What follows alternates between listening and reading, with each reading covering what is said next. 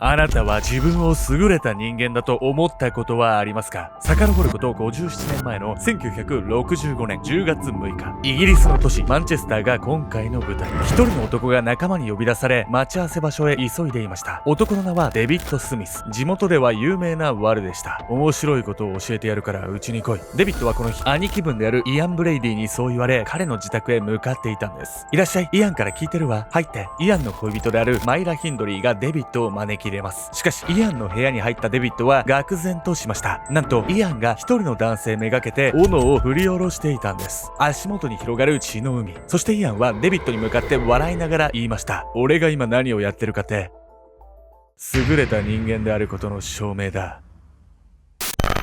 自分は優れていると証明するために殺人を繰り返した男。なぜ彼は凶行を繰り返したのか。その根底には快楽の正当化と意外すぎる協力者の存在があったんです。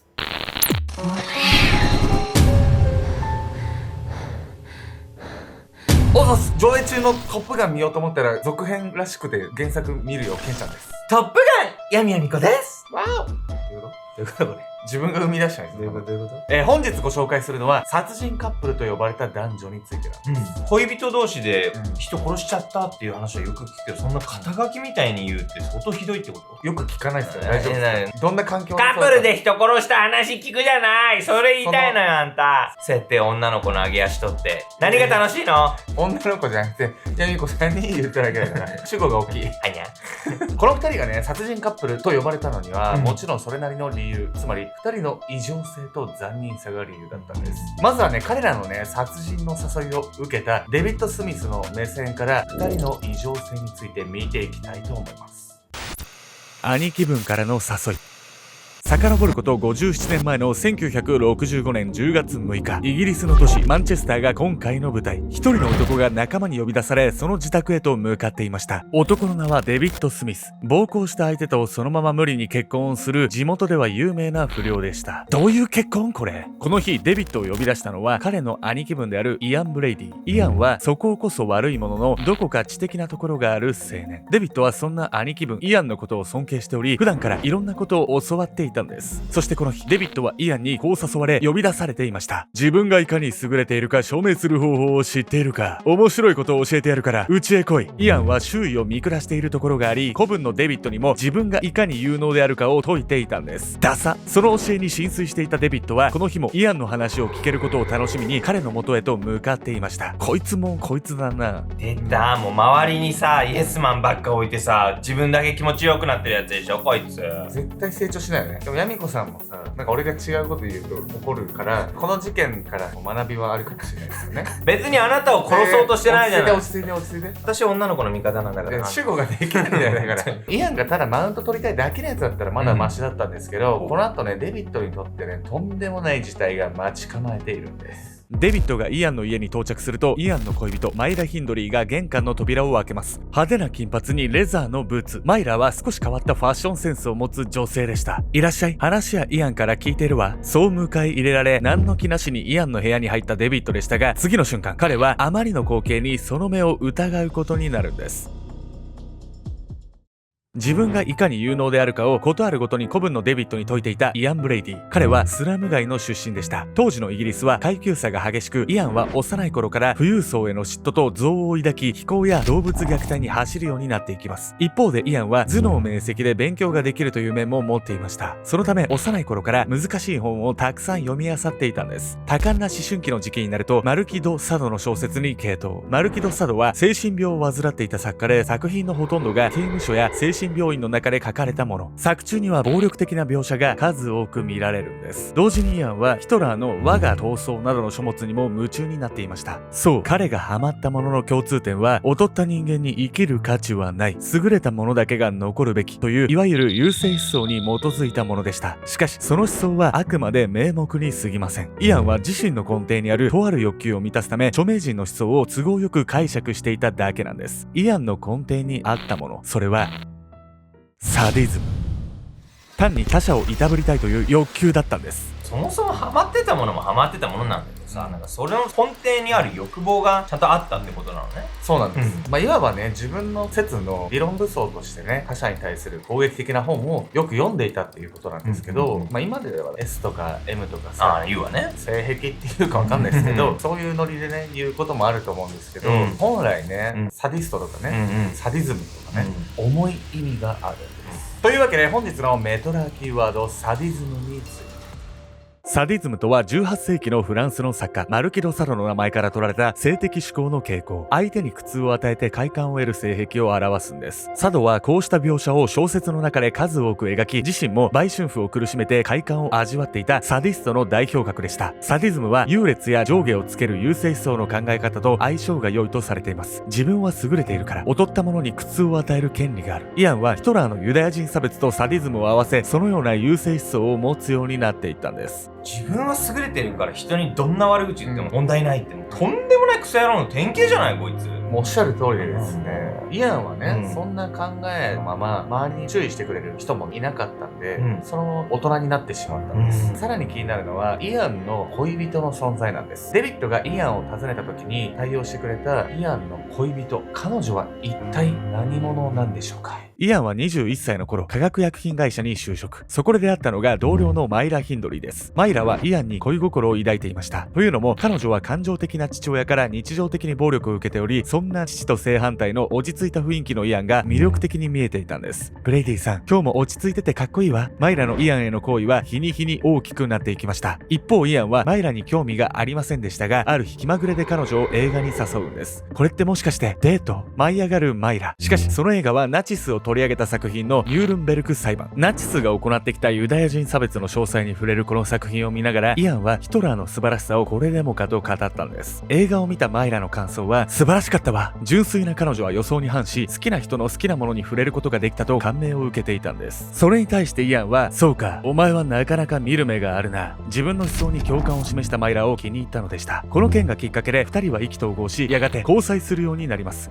恋は盲目ってやつじゃない。イアンの影響でマイラが妙なものにハマっちゃうのも分かんなくはないわね。そうですね、推しキャラとかがなんか言ってたら全部正しく見えちゃう。それも王毅将軍が言ったこと全部正しいと思っちゃう。王毅将軍の名言ってなんかあるの？共に中華を目指しましょう。名言なのそれ。好きな人にね、こう趣味を合わせるとか歩み寄ろうみたいなことは分からんでもないっすよ、一緒に楽しみたいからね。そうね。ただそんなね、純粋なマイラの気持ち、これがあだになってしまったんです。恋人となったイアンとマイラはその後同棲を始めました。暴力的な父のトラウマもあり、知的でクールなイアンに夢中になっていたマイラ。イアンの元へ帰れば実家へ帰った時のように暴力を振るわれることもありません。マイラはイアンと一緒に暮らし始めて、ずっと憧れていた家庭の安らぎを感じられるようになっていったんです。しかしそんなイアンの根底にはマイラの理想とはかけ離れた欲求がありました。それは他者をいたぶりたいというサディズムの欲求です。そしてマイラと付き合うようになって以来、自分を肯定してくれる彼女の存在に気を良くしたイアンは、ついに犯罪行為に身を落としていくんです。マイラとイアンが交際し始めて1年半経った頃の1963年7月12日。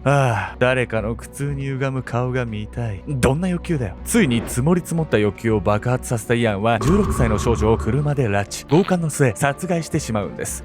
いや実際に人とか殺しちゃったらさ、 S とか M とかも言ってられなくなるわよ。そもそもマイラは何も知らずにこんな男に安らぎを覚えてたってこと？お父さんと違ってイアンに対して安らぎを求めてたのに、実際はね、こんなヤバい男だったらショックを受けているのかどうか気になりますよね。以降、イアンの暴走は加速していき、そこから彼が犯した殺人は約1年半で4回。犯行は全て完全犯罪で目撃者もおらず、誰にも知られることはありませんでした。ただ、いつもイアンと一緒にいるマイラだけはこのことを知っていたんです。父親から日々暴力を受け、イアンに安息を求めていたマイラ。しかし、イアンの正体は弱者への暴力に飢えたサディストでした。その強行を目の当たりにしたマイラは、ショックのあまりイアンを止めることすらできずにいたのでしょうか。後日発見された録音データに、イアンの強行を目にしたマイラの声が収められていました。その内容は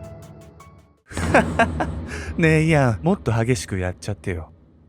そこに収められていたのは、ノリノリで犯行に協力する恐ろしいマイラの声でした。なんとイアンの犯行はいつもマイラと2人がかりで行われていたんです。どういうこと？めっちゃノリノリやってんじゃないマイラ。もう完全に染まっちゃってますよね。もうイアンにね夢中になっちゃったから思想まで完全に一緒。一番楽しそう。イアンと付き合う以前のマイラは特に目立つこともないどこにでもいる平凡な女性でした。ところがイアンと付き合うようになってから彼女の様子は周囲から見ても異様なものに変わっていったんです。派手な金髪にレザーのブーツ。イアンと付き合ってからのマイラのお決まりのファッションはナチス強制収容所の女看守イルマ・グレーゼを真似したもの。当時のイギリスでナチスを意識した格好をするのは非常に奇妙なことでした。でも構わない。全てはヒトラーに浸水していたイアンに気に入られたいがため、周りの視線など気にも留めずマイラはイアンの思想にどっぷりと染まっていったんです。グミンがこっち見ないでくれる？金髪に革のブーツ姿のマイラ、通行人に悪態をつきながら誰かを待っているようだ。遅くなったな。イアン、全然待ってないわ。イアンが現れると態度を表変させるマイラ。そういえばあの本は読んだか？佐渡の発想力はやっぱりすごいわ。あんなプレー憧れちゃう。お前カトリック教徒なのにいいのか？いいのよ。あんななんも面白くない聖書なんかありがたがっちゃってバカみたい。マイラは敬虔なカトリック教徒だったんですが、イアンが神などいないというので信仰をやめていた。言うようになったな、マイラ・ヘス。イアンがマイラをそう呼んだのはナチスの副官であるルドルフ・ヘスになぞらえたあだ名だった。ヒンドリーなんてダサい名字やめて本当に改名しようかしら。マイラは守ってきた信仰も家族も捨て、イアンに全てを捧げるつもりでいたのだ。ねえねえ、そんなことより今日のデートはどうするの？マイラの問いかけにイアンはこう答える。今日なんだが人を殺してみないか。誰にもバレない完全な方法で。あなたがしたいなら喜んで。イアンに誘われたマイラの表情に戸惑いなどみじんもなかった。ここから二人は雪崩のように計4人を殺めていく。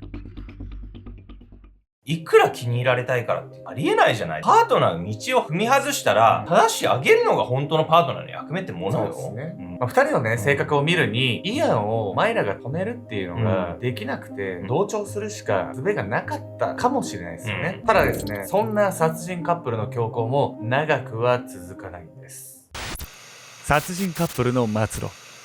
4度の殺人を繰り返してもイアンの欲求は収まりませんでした。しかしイアンはマイラと2人で犯行を続けていけばいつかボロが出そうだとも感じていたんです。そこで目をつけたのがマイラの義理の弟のデビッド・スミス。あいつは悪で有名だ。きっと使えるだろう。イアンは地元で有名な不良だったデビッドを新しい仲間として引き入れようと考えていたんです。イアンはマイラに仲介役になってもらいデビッドに近づきます。マイラの時と同じように佐渡の小説やナチスの話を吹き込むとデビッドはすぐにイアンに懐きました。デビッドは自分では理解できない難しい本の話をしてくれるイアンに尊敬の念を抱いたんです。いい頃合いだろう。そして5度目の殺人を犯す間際、イアンはデビッドに自宅に来るように言います。自分がいかに優れているか証明する方法を知っているか。面白いことを教えてやるからうちに来い。デビッドが訪ねてくる時間に合わせてイアンは17歳の少年を拉致、自分の部屋に連れ込み斧を使って殺害しました。一通りいたぶり終わったタイミングで部屋に到着したデビッド。いくら我だと言っても殺人現場などを見たこともないデビッドは目の前で繰り広げられるあまりの光景に愕然としていました。俺が今何をやってるかって優れた人間である証明だ。そう言い放ったイアンは続けざまにこう言います。ほらこの重さを感じてみろ。デビッドに凶器の斧を手渡すイアン。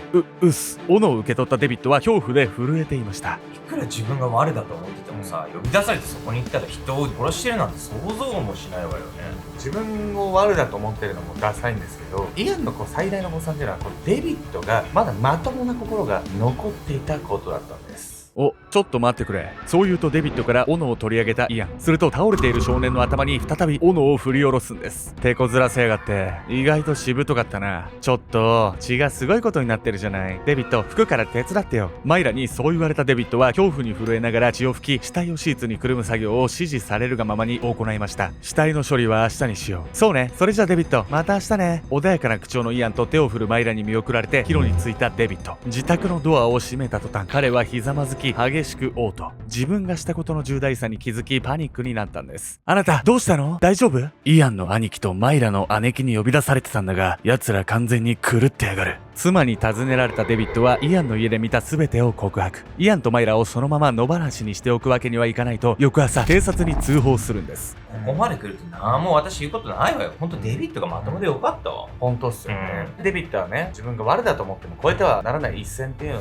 をなんとか分かってたっていうのがせめてもの救いですよね。翌日、変装した警官がイアンの自宅を捜索し遺体を発見。イアンとマイラは逮捕され事件は幕を下ろしました。その後の捜査により2人はマンチェスター駅のロッカーにスーツケースを預けていたことが判明。そのスーツケースの中には犯行時の録音データや少年少女を襲った際の大量のポルノ写真が入っていました。これらが動かぬ証拠となり、完全犯罪と思われたこれまでの殺人についても全てが明かされることになったんです。その後の裁判の結果、イアンに下された判決は終身刑3回。